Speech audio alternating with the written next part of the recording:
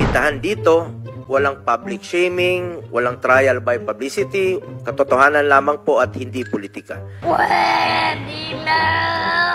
Nung panahon ni dating Pangulong Duterte, kung malagay sa alanganin ang buhay ng mga pulis, kung manlaban ang suspect, unahan na nila dahil ayaw niyang pulis ang mamatay, sa ginagawa lang naman nila ang kanilang tungkulin. Flashback. I just told him that one bullet will do. We planted evidence. Nako. Pagdating mo doon, patayin mo. Nako. Damn. Putang. Encourage them lumaban. Pagka lumaban, patayin ninyo para matapos na ang problema ko. Kita nyo mga kababayan, ganyan yung pamamaraan ni Digong. Tulad ng sinabi ko kanina, na wala na tayong karapatan na mabuhay pa sa pamamagitan ng nagawa nating mga kasalanan na pwede naman natin na napagdusahan o panagutan sa batas ng Pilipinas. Pero sa kanila mga kababayan, hindi pwede. Kailangan idaan natin sa proseso. May batas naman tayo. Kita nyo? Napakadaya ng kanilang pananaw pagdating sa usapin ng batas. Pagbatas, kanila lang. Pagbatas, para sa mga mahihirap at para sa iba, mga kalaban sa politika, nung ka, wala ka. Kung ayaw nyong madamay pa, abay wag kayong makikialam sa kanilang ginagawa. Dahil isasama kayo sa bilang ng mga pinatay nila. Ganon sila. Sige, tuloy. It's just a joke, but it's true. Ang alam ko, walang reward system na ipinapatupad si former President Duterte laban sa sinumang sibilyan, mapa-drug lord man o karaniwang tao na sangkot sa illegal na droga. Yung mga tanga dyan na magtatanong bakit takot, mga bobo talaga kayo. Kung takot ako, hindi na ako magsasalita rito. Nasabihin ko na mga tanga kayo, mangmang, bobo, kasama yung idol nyo si Digong. Diba? Takot ba yon na tinutuligsan natin, diba, Aljem? Matagal na yung idol mo na pilantod sama na yung anak na puro pagnanakaw sa gobyerno ang ginagawa. Yan ba yung takot? Yung adik, wala nang bearing yan. Hindi argumento yan. Magdala kayo ng argumento rito. Ganon. Na naaayon sa topic natin ngayon. Yeah. It's rewind time. Na kung may ahente ka, you have an agent there nakakalat into drugs and it comes to a fight, I want you to kill him personally. I want you to do the killing. Kasi sa iyo ko ibigay yung 3 million. Yeah. Akala ko ba walang reward system? Bakit galing sa bunganga mismo nung idol nyong si Digong na merong bayad 3 milyon? Putik na yan. Tapos pala itanggi nyo nung una. Ang sabi pa nila, walang reward system. Nung na-corner na, wala na silang magawa. Bakit? Napakaraming lumitaw na mismong sa mga bibig nila Bato, nila Bongo at ni Digong na merong reward system talaga. Paano yun? Para sa mga uto-uto, okay lang yun. Pero para sa atin na nag-iisip at ginagamit natin yung common sense natin, hindi lulusot yun. Di ba? Tuloy. Yeah! Money! Kasi ito si Muking, Yes, sir. tigabigay ng pera. Tinuro pa niya yung Muking na tagabigay ng pera. Di ba si Muking nga rin yung nagpatotoo na rin na isa? Kita nyo? Boss Barbasan, opo sa inyo pong lahat ng mga bagong dating Aichang. Shoutout po. Alam ng mga pulis lahat yan, Your Honor, Mr. Chair, na patayin, may reward. Kita nyo? Ito. Sino? Si Espinedo. Na tao ni Digong to. At madalas, di ba, sa inyo na mga tangat bobo, abay, hinangaan nyo to. Ang tawag nyo rito, berdugo. Di ba? Mula nung namatay, sino? Si Espinosa. Si Mayor Espinosa. ang tawag ng mga DDS dyan, wow, ang galing-galing yan. Si Espinido, di ba? Pinatay si Espinosa. Ay, grabe. Yan dapat berdugo. Galing, palakpak yung mga tanga. Tapos ngayon, bumaliktad na. Ano na? Mga kababayan, eto, nagpapatotoo na. Pero kayong mga tanga bobo mangmang, abay naniniwala pa rin.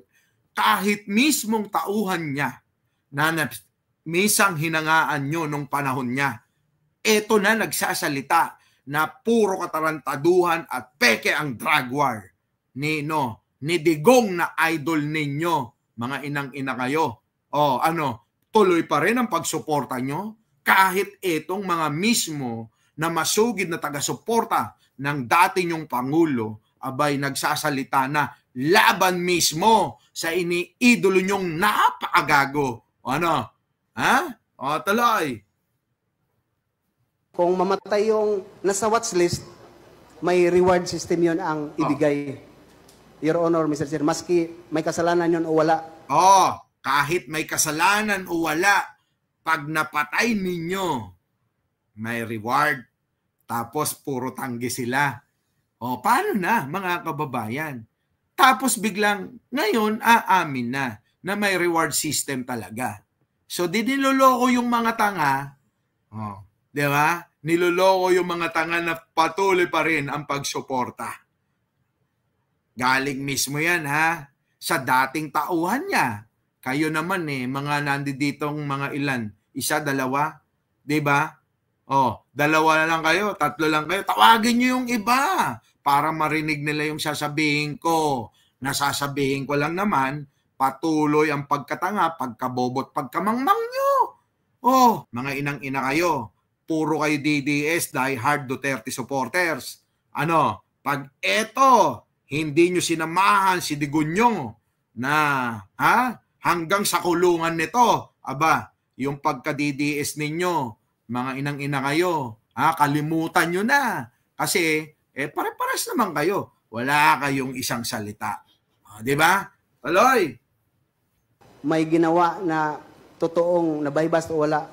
Nangako po ako kay Pangulong Duterte. Yan. Parang yung mga DDS dyan. Nangako, nag-text man na na sasamahan, hindi iiwan. Sino? Si Digunyo. Bongo, pangatawanan mo. Po siya iwanan.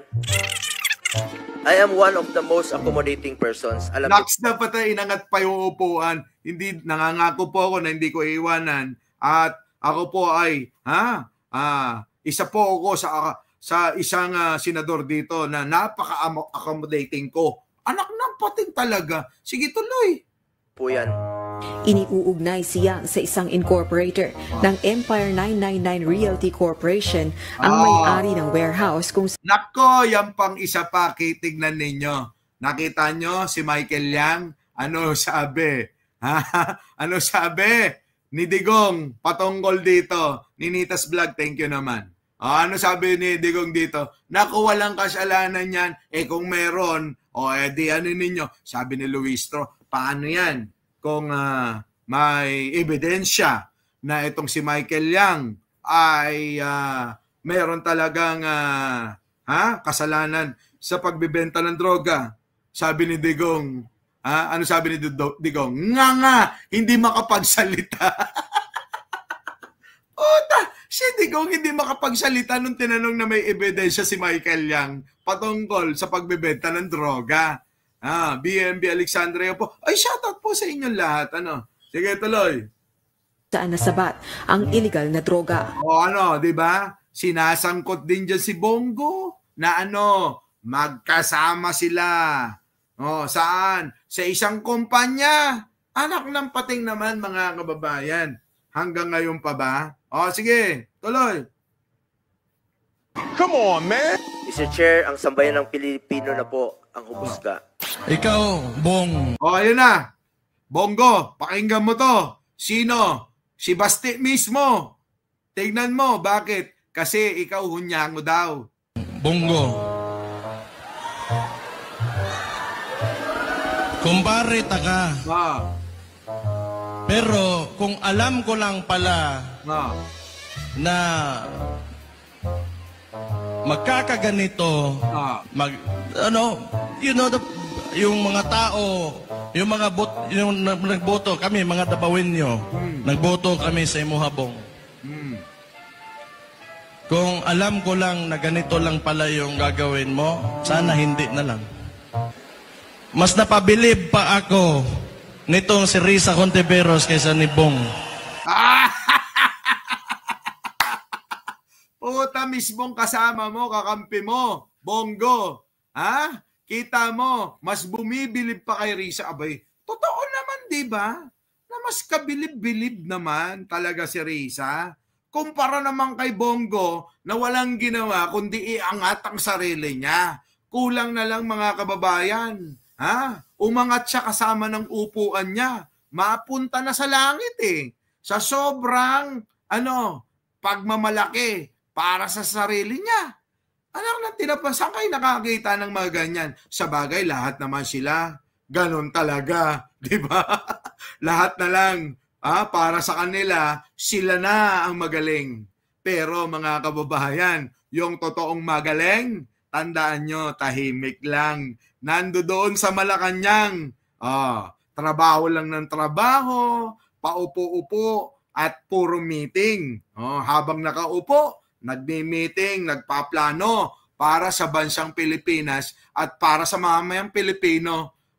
Ganon ang totoong magaling.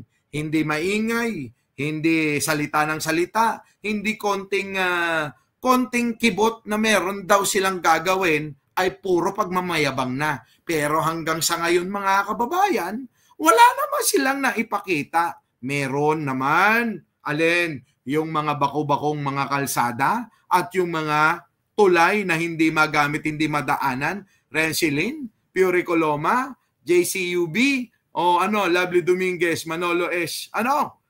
Diba? Our beloved Boss Mike!